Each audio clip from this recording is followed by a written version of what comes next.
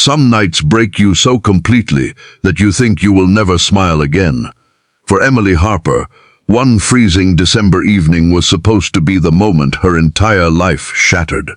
She had spent 29 years believing in romance and holiday magic, but on this particular night, a brutal rejection left her crying alone in a crowded room. She thought it was the end of her story. In reality, the nightmare was just a countdown to a single unbelievable question from a total stranger. A question that was about to alter her destiny forever.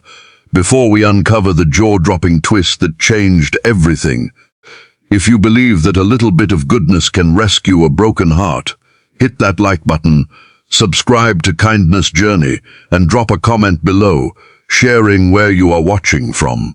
Every incredible miracle starts with one simple human connection. Emily adjusted the emerald green dress she had almost talked herself out of wearing. At 29, she was completely exhausted by the endless cycle of terrible blind dates and awkward setups. But her closest friend, Sarah, had begged her to try one last time. Sarah promised this man was different, gentle, sincere, and someone who had survived a great deal of pain. His name was Daniel. The restaurant was beautiful, filled with the warm glow of holiday displays and the soft sound of carols. Arriving early, Emily caught her reflection in her glass, nervously whispering a quiet hope that maybe, just maybe, this night would change her luck. Then, 10 minutes later, Daniel walked through the door. He was undeniably handsome, but his eyes looked heavy and exhausted, and his coat was dusted with fresh snow. There was no warmth in his expression. Instead, he looked totally checked out and deeply irritated. He sat down heavily, barely acknowledging her. "Emily?" he asked, his voice completely flat.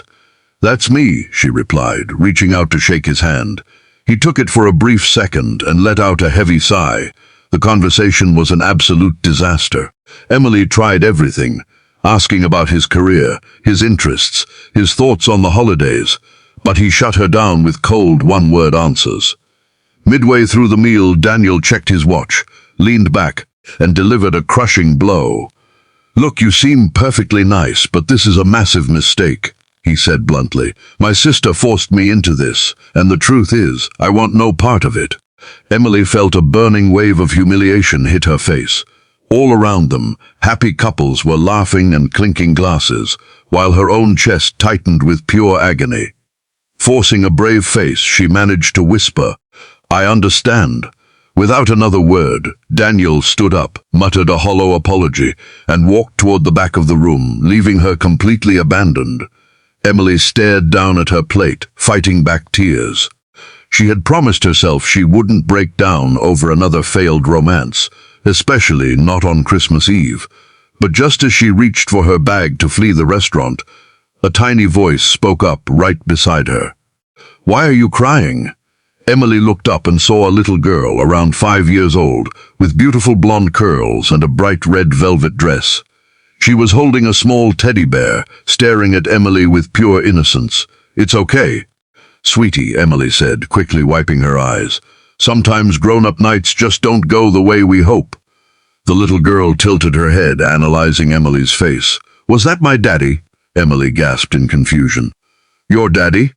Before she could process what was happening, the child climbed right into the empty chair next to her.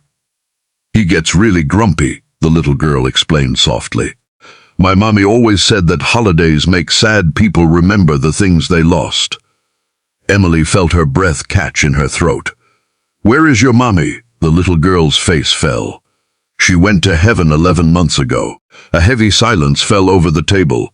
Then the little girl looked directly into Emily's eyes and asked a question that made the entire world stop moving. "Will you be my new mom?" Emily froze, completely speechless. At that exact second, Daniel came rushing back into the dining room, his face totally pale with terror. "Lily," he cried out, breathing a sigh of relief. He immediately scooped the little girl into his arms and looked at Emily, his eyes filled with deep shame. "I am so incredibly sorry, let me explain." He sat back down, the harsh exterior completely gone. "My wife passed away last year," he confessed, his voice trembling. Tonight was the very first time I tried to step back into the world.